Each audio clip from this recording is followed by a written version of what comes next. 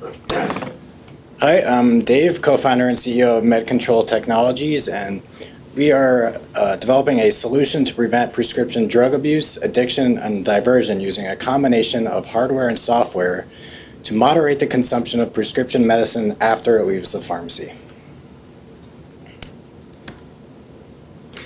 So some of this may overlap with Karen's presentation, but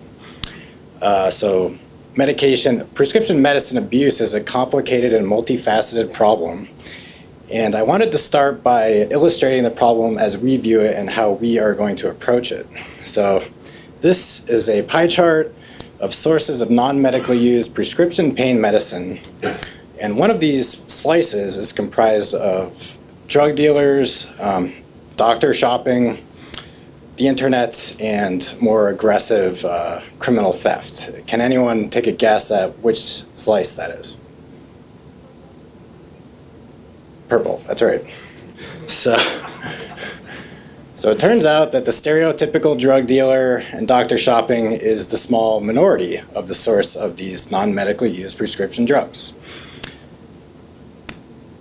A fifth of the sources are doctors, a single doctor prescribing drug directly to their patient. So I would stop there and address one facet of the problem that we're addressing, which is the progression from a legitimate prescription to misuse, to abuse, addiction, and grave consequences of overdose and death.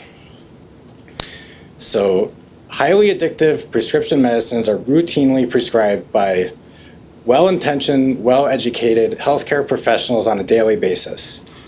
A common story is a patient comes in, they present with a new ailment, or they've just had a surgery, they have severe pain, and the doctor does his job, gives them a prescription for narcotic pain medicine, and they go on to take it. It makes them feel good, it does their job, it does its job, and it makes them feel good as well. So naturally they're inclined to take more of the medicine. And at this point, they often progress into more of an addictive behavior where they're taking more than they're prescribed. So much so that they'll seek out more aggressive drug-seeking behavior, seeking other sources, or seeking more illicit drugs such as heroin. So that's one facet of the problem that we're trying to prevent. I'll get to that later. The other facet is drug diversion, which is legally obtained prescription drugs that are being diverted to unintended recipients. And as an example, in this study, the vast majority of people are obtaining their drugs from their friends and family, and at that, most of them are getting them for free as a gift.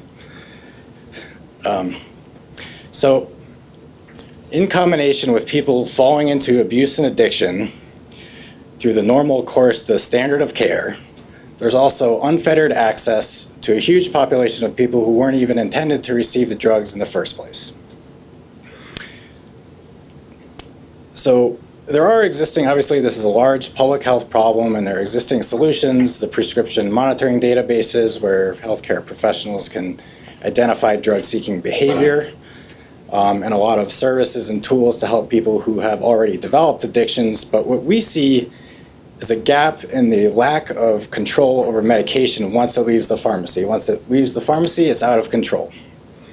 And what we want to do is develop a solution, a physical mechanism that controls how the intended recipient takes their medication to prevent them from falling into abusive behavior, and also to prevent unintended people from using their drugs, whether it's pilfering through their medicine cabinet or whatever this monetary or non-monetary transaction happens, as innocent as it may be. So the way that we want to do that is to replace the standard amber pill bottle with a version that dispenses a single dose of medication at a time to the intended patient at the correct time. And we've developed a device that's programmed with the patient's prescription information. It knows when they're due for their next dose. At that point in time, it'll ring, flash, or vibrate, send them a text message so they know they're ready. When they are ready, it ensures that they're present with the bottle. They have to scan their fingerprint. It'll dispense one dose of medication, and the patient otherwise never has access to the bulk medicine, the remainder of the supply. If they go to the extent to break it open, the device can sense that. So all of these events are sensed by the device. It can sense when they took their medication, when they tried to take their medication, when they broke it open. And all of this information can be transmitted wirelessly through the cellular network for interested parties to act upon, whether it's the provider who may want to intervene or be better informed about future treatment. This is the device that we've developed. It's currently in this image unlocked and open, so an authorized user, such as a pharmacist, would pour the pills inside it, lock it, and enroll the patient's fingerprints either in the pharmacy or the patient could do it themselves once they left.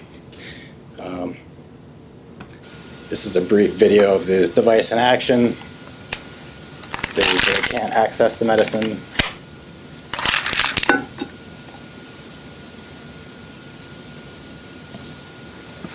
In this case, it flashes, they scan, and it dispenses, and then waits until the next dose.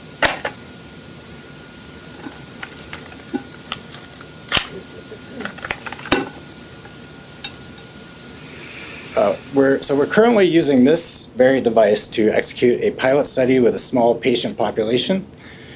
We're still an early phase startup company with what I would call a beta prototype, and we're looking for relevant stakeholders in this entire process, whether it's all the way from prescribing abuse-prone medication through the rest of treatment, people who are affected on the policy side, or payers and providers, and also exploring strategic partnerships as well. So if anyone is interested in speaking with me further, you could talk to me afterward or send me an email, and I'd be happy to answer any questions. Thank you.